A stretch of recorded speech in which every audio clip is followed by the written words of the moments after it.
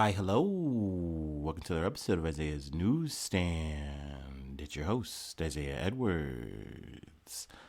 The date is June the 23rd, 2024. Hopefully, this episode finds you well, in good spirits, and high hopes. As for me, I'm doing pretty good. Hopefully, you're having a Sunday fun day yourself. Let's see. As of so far today, what have I done? I slept in a bit. I partied hardy, so rest was in order. Finally got up and at 'em to the grocery store in the afternoon, which y'all know I do not like doing. But hey, you gotta get in the trenches to get your food. Also, I kind of came in frazzled too because I had like some ATM issues that were annoying me, but it was all fine. Whatever. I get my groceries, get in, get out relatively well, so that's good. It's definitely been a little cloudy day, light rain, but I think I don't want to do the old Midwestern thing of like, we definitely needed it. But really, it's just been so hot. So, like, it's nice that it's at least a little bit cooler because of the cloud cover. But yeah, about last night, how did that go? It was fun. It was a really good time. Also, shout out yesterday for Andy. Goated. That was such a fun conversation. I don't know if y'all like the long episodes or not. At the end of the day, I'm gonna do them when I can do them, when I want to do them, when they happen, whatever. But hopefully you enjoyed the talk. Hopefully it was a good time. It was for us. Let's see. But after that, what did I wind up doing? Just hung out, and then later on went out to Northside. It was a really fucking fun time. It was actually a little bit of Northside downtown Cincinnati action, so that was cool. I went to this bar pizza place called Oddfellows. So that was my first time there. That was pretty cool. Got to see some bands play. That was fun. It was a good time. I had a really good time last night. Let's see though, food corner. Sadly, at Oddfellows, I did not get to get the pizza because I was so filled up with shawarma. So I went back to Darussalam and I said, okay, the mission is simple. I want shawarma. So I go in there and I say I want two shawarma.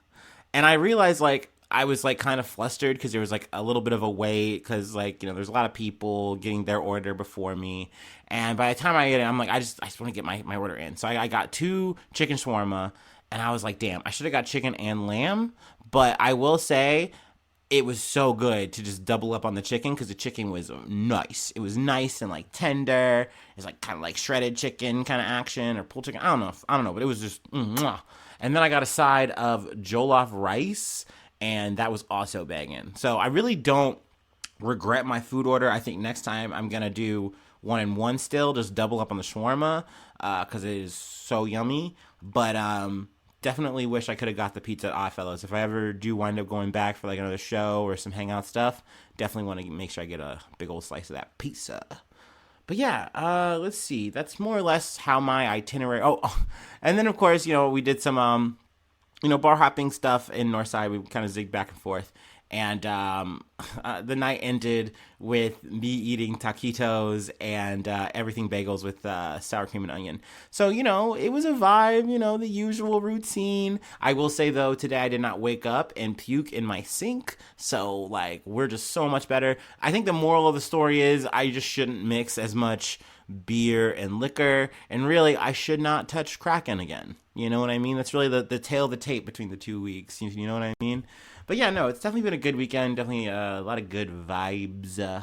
Let's see here. Nothing else to really report on my personal corner shit. So let me go ahead and do my startup and we'll get into some news.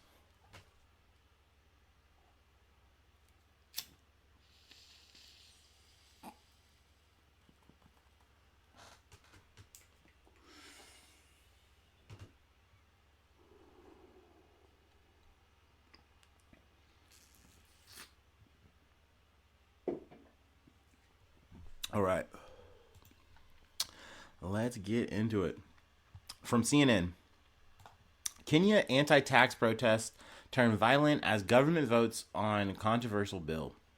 Violent clashes between police and protesters have broken out in Nairobi, Kenya on Thursday as a government vote on a controversial finance bill gets underway. A CNN team on the ground witnessed chaotic scenes as protesters were tear gassed by police, with one journalist left bloody after being hit with a canister. Parliament has been sealed off since Thursday morning with roads around it blocked as lawmakers debate the finance bill inside. Anger continues over proposed tax hikes in the East African nation that has struggled with rising living costs. Also, I think it's added. I was looking when I was like just kind of doing some more research. I believe at least 2 people have died. But let's see. A quote from one of the protesters, 18-year-old. President Ruto, look at the tears of the children of the country of Kenya. Look at the tears of the women in the country of Kenya. Let's see. The government has faced backlash and protests since Tuesday over the controversial bill and was forced to amend it after dozens of demonstrators rallied outside the country's parliament building. So there's good that there was at least like some change after this immense pushback. The taxes suspended was a 16% value added on tax on bread and 2.5% tax on motor vehicles. A statement from Kenya's presidency said. But the changes failed to satisfy. There's also some more. I'm sorry. A proposed increase in the mobile money transfer fees was also shelved, along with taxes on vegetable oil. Additionally, levies on locally produced products such as diapers and sanitary towels have been dropped. So you think about these things, and they might sound like little things, right? But I mean, you're talking about a country that is already pushed to the max in terms of their economy. Like, people can't afford these things already, and you're trying to tax them. That is literally the definition of, like, you know, trying to get blood from a stone. That's why people are upset, and it's like, okay, cool that you're doing this, but we want you to scrap this whole bill. It does not make sense to try to tax us more when we can't afford it, which makes perfect sense. Let's see here. Mass arrests were recorded in Nairobi earlier on Tuesday, with at least 283 people, including journalists, covering the protest detained by police, civil society groups said. Also, it's a shame to see, like, just the police reaction to this. It just seems very brutal, and it just seems extremely mismatched for a peaceful protest of young people just coming out and saying, hey, we think this is wrong, and we're out here to demonstrate that. And essentially you're hitting them with water hoses. Like I said, someone literally died from a canister hitting them, I believe. Like I think a tear gas canister, I should say. So it's very sad. It's very unfortunate. To get that silver lining of at least they've backed off somewhat is something, but it's not enough. Clearly. So I really hope to bring some better news out of Kenya to talk about in the future. And especially in this specific area with the taxes. But let's go ahead and move on to Reuters. Namibian court declares laws banning gay sex unconstitutional. So this is a bit of good news here. A high court in Namibia declared 2 colonial-era laws that criminalize same-sex acts between men unconstitutional on Friday, and a landmark win for LGBTQ community in the southern African country. I'm pretty sure this was specifically just for same-sex men, in the sense of there wasn't a bill for women in this regard, which is always something that I think is weird, and like a subtle cringy nature of just men behind most policies and shit like this, where it's like, yeah, ooh, gay shit, it's so icky, unless we see 2 girls kissing, and that's kind of cute, that's kind of hot. Like, it's like, why y'all like that? Like, it's almost like then you understand that, like, if it's appeasing to my eye, then I actually like this gay shit. But, like, if it's not appeasing to me, it's like 2 dudes docking or something, now I'm upset, now I'm mad, now this is against God. I know this is an aside and maybe, like, some Freudian shit, but I whenever I peep that shit, I just feel weird. I'm like, why are y'all like that? Why are we like that as men? It's very strange. Anyway, the case was brought by Namibian activist Friedel Dasab with support of British-based non-governmental organization Human Dignity Trust. Dasab told Reuters he was just happy after the court's decision. It is a great day for Namibia, he said. It won't be a crime to love anymore. So that's good. I mean, really, it's just, this stuff is not just good symbolically, it's good legally. It can help you in terms of just like Commonwealth style shit, just living with your person, like being able to be like, hey, like, I'm sure the word using the word Commonwealth here is wrong, so apologies. So, but like, it allows you to be like, hey, I can now, get a home with a person, and that's going to be fine. There's not going to be any weird issues here. I imagine like hospital stuff, it gets a little bit easier because it's like, yes, this is my partner. I can declare this person. Like, we're fine. We get all the amenities like as a married couple should and would get. So obviously, I think this is a great thing to see. I know in terms of just a lot of African news, like shit with Uganda last year. That shit was rough to cover and still feels bad to think about. But yeah, I mean, there's definitely some dubs in Africa, and I'm happy to cover them when they happen. And we clap it up. We love to see it. Happy Pride, right? Anyway, let's go ahead and hit the next beat from CBS News. David DePappy found guilty on all charges in state trial for attack on Paul Pelosi. So it feels like we're finally wrapping this shit up. A state jury on Friday found David DePappy guilty on all charges related to his home invasion hammer attack on Paul Pelosi, the husband of Speaker Emerita Nancy Pelosi. I rarely hear her name Emerita. We usually just call her Nancy. DePappy was found guilty of 5 counts he faced in a state trial, including aggravated kidnapping resulting in bodily harm or death, false imprisonment of an elder or dependent adult, threatening family or of public officials, first-degree residential burglary, and preventing or dissuading a witness by force or threat. The jury reached a unanimous decision on all 5 counts. That is not really surprising to me. DePappy went full Maxwell Silver Hammer when he, tried to get into the Pelosi estate and find Nancy and do God knows what to her for, I guess, the sake of the nation. And since she wasn't there, because he didn't plan this shit well out, he didn't plan this shit well at all.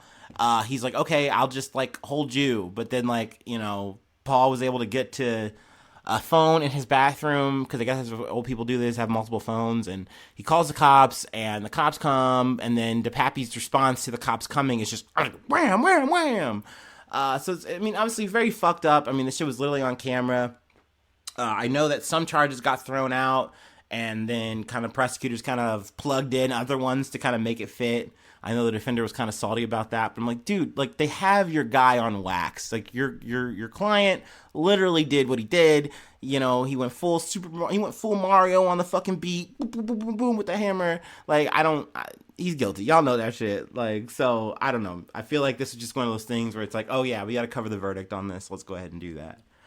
All right. And do I call that good news? Sure. Like, I think DePappy guys like that are not good. You can say, hey, it's mental illness, da-da-da-da.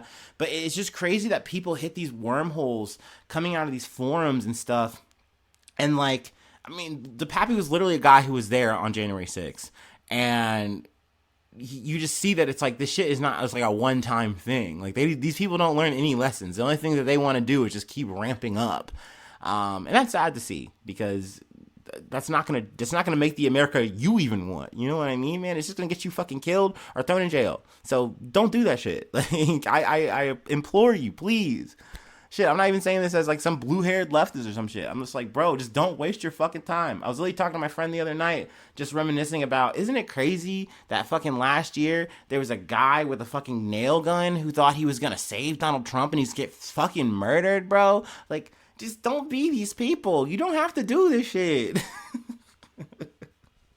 Oh, my God. Anyway, we have one more thing I wanted to cover, and then I'll let y'all go. But y'all know what that means. It's last break time. Break time?